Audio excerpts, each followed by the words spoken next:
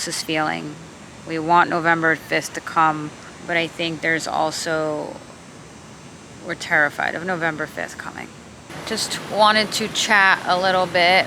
I have a hair mask in. I got back from work. I have to like multitask here, you know, doing basic grooming as I film this video. I wanted to talk to you honestly about how I'm feeling, and a lot of you probably will resonate with this as well, and maybe we could all have a conversation. I feel incredibly stressed, but at the same time, I just really want to be done with this election. I want November 5th to come, but I'm also absolutely terrified about November 5th coming, because today she is not president. And this is someone who's, if she became president, she's gonna let in 50 million illegals into the country.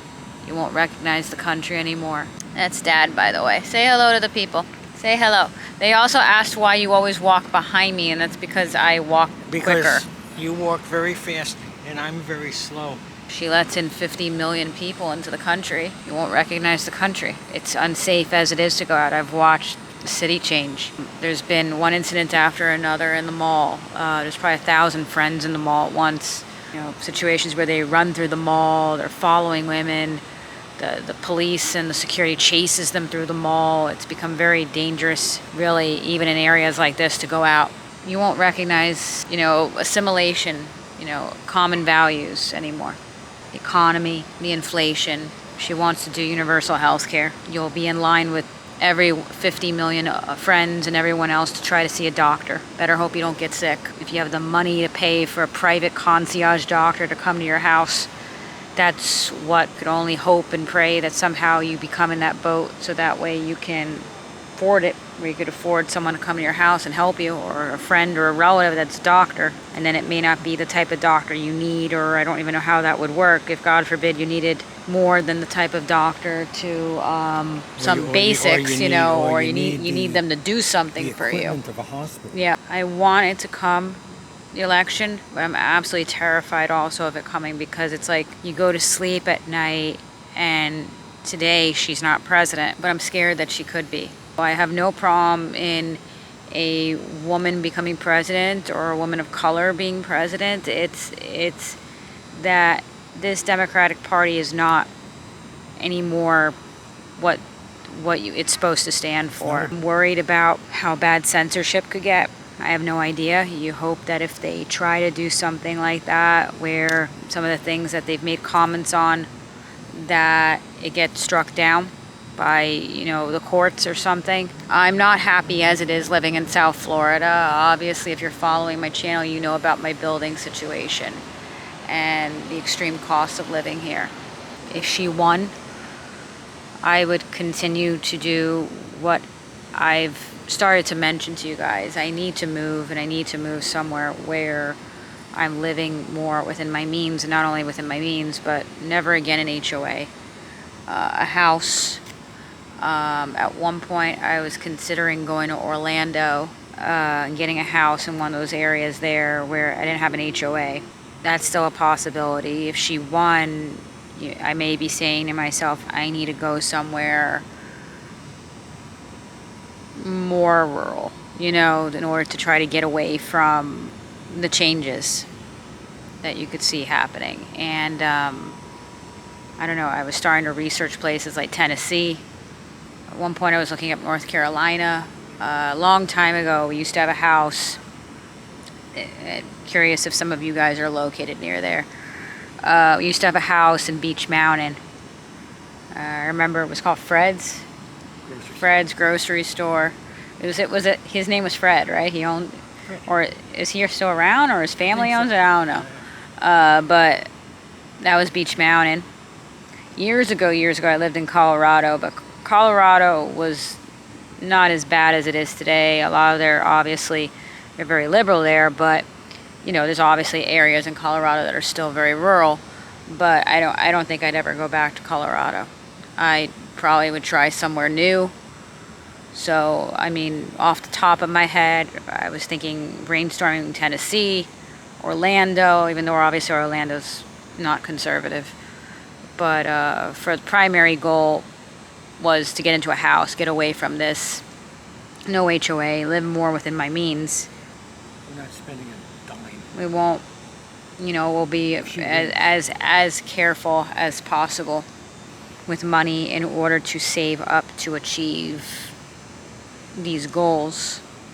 I'm not trying to talk in any doomed way, and I don't want you guys to resonate it that way. I'm just trying to speak how I think everyone else is feeling. We want November 5th to come, but I think there's also, we're terrified of November 5th coming.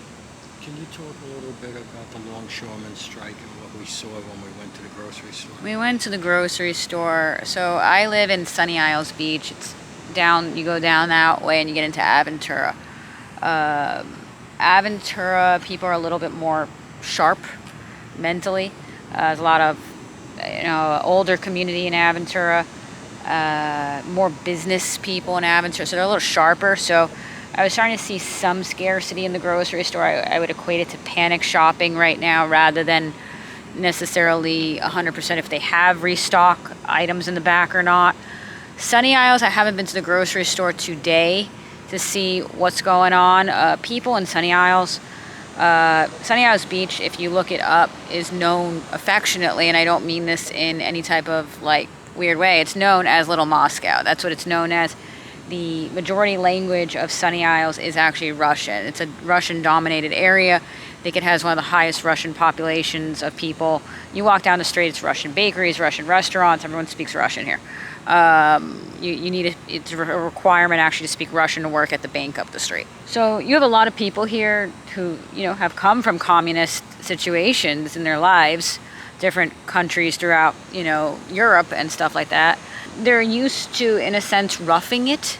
So I don't know that necessarily I'm going to see as much panic shopping in Sunny Isles as I would see in Aventura, which that will be interesting to see and confirm as the days go on. Obviously, a shortage is a shortage, so if there's a shortage, you may see shortages here as well. But they don't really act the same here, which is a good and bad thing. I don't know if it's just that they're not as sharp or they just don't give a damn. I am starting to see some shortages. What I saw was that, as I would say, some of you have been telling me I'm not properly preparing, but I don't have the equity to do that. I don't have the money to buy groceries on a daily basis. I'm charging up my credit card. So I don't have the money to go to the grocery store and buy $1,000 in groceries. So I just take it day by day. That's all I could do. I saw that the things that they were buying were a little bit focused on these buy one get ones, that if there was a buy one get one, they were taking advantage of that in order to try to make it as cheap as possible, I guess, if they were stocking up. But there's so much happening. We have wars all over the world. We have inflation. We have a fear now of hyperinflation. We have the port strike. We have, in other words, the questions and the fears and the worries of how long this will go on and how that will affect everything. We are days away from an election that I feel is going to change the world. Rampant crime all over the place. So this is Sunny Isles Beach, and one of the perks in supposed to be living here is supposed to be so that I can walk across the street, which is right where the building line is there, and go to the beach. I used to do that all the time. It's not safe to do that now. There are a lot of unwell friends that are walking up and down the street here, and it wouldn't be good for me to encounter one of them alone as a girl walking up and down here. So, and they are here. The city probably doesn't want you to know that. For that matter, the city in Aventura doesn't want you to know probably what's going on.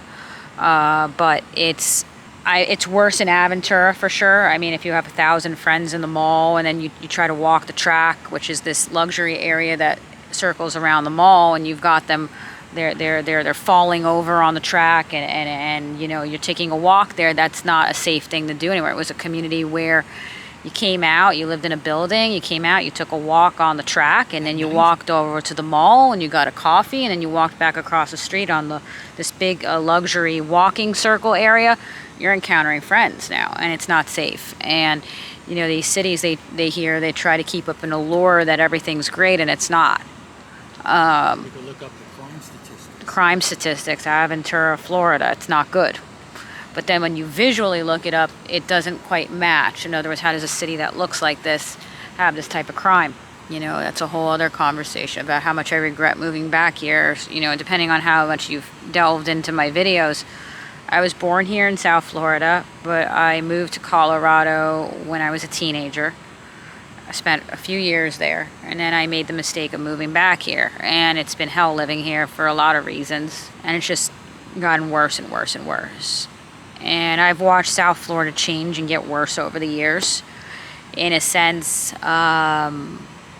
we have experienced a lot of changes here in South Florida that the situation's gotten a lot worse here over the years that I think other places are starting to catch up to now because of 20 million new friends. But it's gotten worse even here, and it's just too much. It's just too much. So yeah, I just wanted to come out and film my thoughts. It's pretty late right now when I'm filming this. I don't know, it's probably about 11 o'clock at night. Got out of work late. Not as late as the other night. You know, and I have to multitask. I have work tomorrow. I have a hair mask in my head because it has to sit. That's multitasking for you. This is the unglamorous reality and truth of my life because I'm not going to be fake. I have to film and put a hair mask in, and then I got to go upstairs and take a shower. And luckily I don't start early tomorrow, which is good. I appreciate you all a lot.